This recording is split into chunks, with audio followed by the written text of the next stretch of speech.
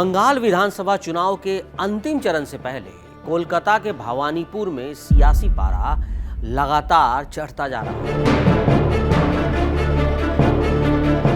High profile seat पर मुकाबला जितना कड़ा है, माहौल उतना ही टेंशन वाला है, तनावपूर्ण है। अब देखिए हुआ क्या, शनिवार को मुख्यमंत्री ममता बनर्जी की एक जनसभा विवादों में फंस गई। अब ये हुआ कि माइक को लेकर भवानीपुर के चक्रबेड़िया इलाके में स्वामी नारायण मंदिर के पास एक जनसभा थी। ममता बनर्जी लोगों को संबोधित कर रही थी। तभी आरोप लगा कि सामने की ओर से बीजेपी के समर्थकों ने तेज आवाज में माइक और लाउड स्पीकर बजाने लगे। ये आरोप है। अब शोर इतना था कि सीएम ममता का भाषण बाधित होने लगा। ममता बनर्जी कुछ देर तक धैर्य थामे इस बात का इंतजार करने लगी कि माइक की आवाज़ कम होगी, शांत होगी, लोग चले जाएंगे, लेकिन ऐसा कुछ हुआ नहीं। हालात सामान्य होने की उम्मीद थी, लेकिन शोर जब नहीं थमा तो मंच से वो नाराज हो गई, गुस्सा हो गई ममता बनर्जी और जनसभा में मौजूद लोगों से माफ़ी मांगते हुए कहा कि ऐसे शोर शराबे के बीच सभा करना मुमकिन नहीं है। लेकिन उसी मंच से उन्होंने एक बहुत बड़ी बात कह दी। क्या कहा उन्होंने? कहा कि बदला लेना होगा और लोगों से अपील की कि इस घटना के खिलाफ अपने वोट के जरिए वो जवाब दें। इसके बाद ममता बनर्जी मंच छोड़कर चली गई। तृणमूल कांग्रेस ने इस पूरे घटनाक्रम को साजिश करार दिया और आरोप लगाया कि चुनाव प्रचार के दौरान हर दौर में भाजपा जानबूझकर बाधा डालने की कोशिश कर रही है ताकि माहौल बिगड़ा रहे और मुख्यमंत्री की रैलियों को प्रभावित किया जा सके। वहीं बीजेपी ने साफ साफ इसे खारिज कर दिया और कहा कि यह सब राजनीतिक ड्रामा है, पॉलिटिकल स्टंट है और हार की आशंका से ममता बनर्जी घबरा गई हैं। अब इसी घटना ने एक बार फिर ये साफ कर दिया कि भवानीपुर सिर्फ एक विधानसभा सीट नहीं रही, बल्कि ये सीट पूरे पश्चिम बंगाल के सियासी मिजाज का आईना, अब कहें तो वो सेंटर बन चुकी है। क्योंकि कोलकाता के इस इलाके पर इस वक्त सिर्फ बंगाल ही नहीं बल्कि पूरे देश की निगाहें टिकी हुई है। वजह साफ है, यहाँ आमने सामने कौन है? मुख्यमंत्री ममता बनर्जी और प्रतिपक्ष में नेता शुवेंदु अधिकारी, दो बड़े कद्दावर नेता। भवानीपुर का सियासी इतिहास देखें तो ये सीट लंबे समय से ममता बनर्जी का गढ़ रही। साल 2011 के उपचुनाव से लेकर 2016 तक उन्होंने यहाँ से जीत दर्ज की और साल 2021 के उपचुनाव में भी भवानीपुर ने ममता बनर्जी को बड़ी जीत दिलाई थी। 2021 के उपचुनाव में ममता बनर्जी को करीब 85,000 वोट मिले थे, जो कुल वोटों का 72% थे। बीजेपी के उम्मीदवार प्रियंका टिब्रेवाल उस वक्त 26,000 वोटों पर सिमट गई थी, जबकि वाम दलों को इससे भी कम समर्थन मिला था।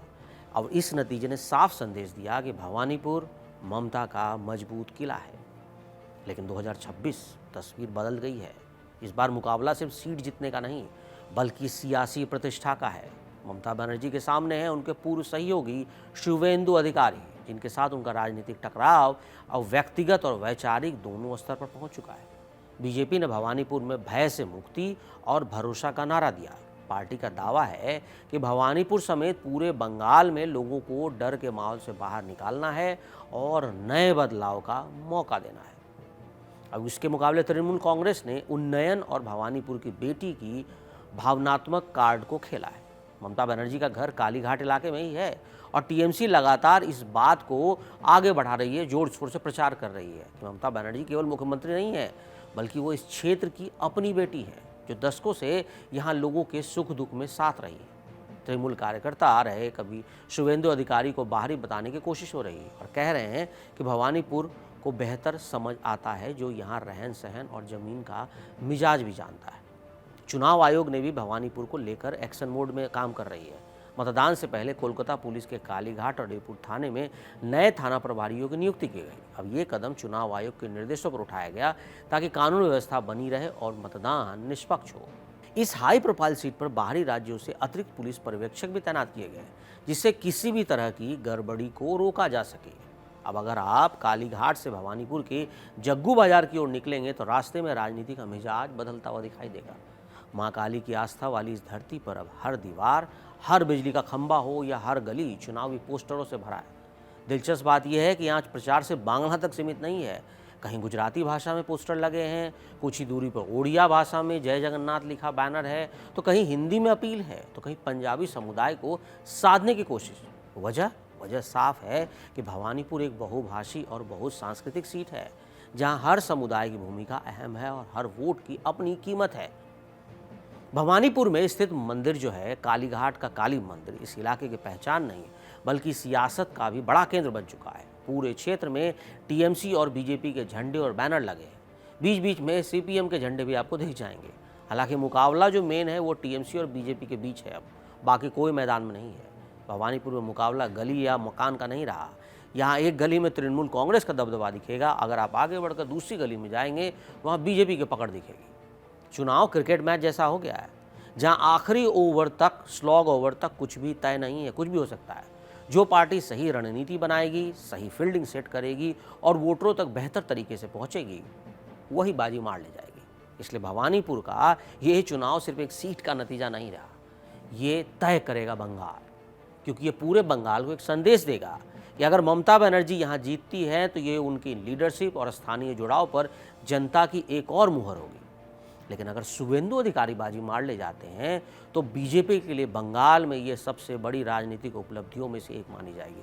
एक सिंबल बन जाएगा कि ममता को शुभेंदु ने हरा दिया। अब फैसला जनता के हाथ में है। मतदान वाले दिन भवानीपुर बोलेगा और उसका फैसला दूर दराज तक सुना जाएगा। यही वजह है कि भवानीपुर आज सिर्फ भवानीपुर नहीं बल्कि पूरे पश्चिम बंगाल की दिशा और दशा तय करने वाली सीट बन चुका है। और भवानीपुर का मिजाज क्या कहता है, इसके लिए देखते रहिए कड़क चैनल।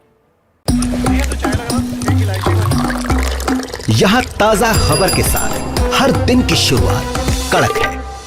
आमने सामने बैठ रखते हैं बात पूरे दम से, आराम से।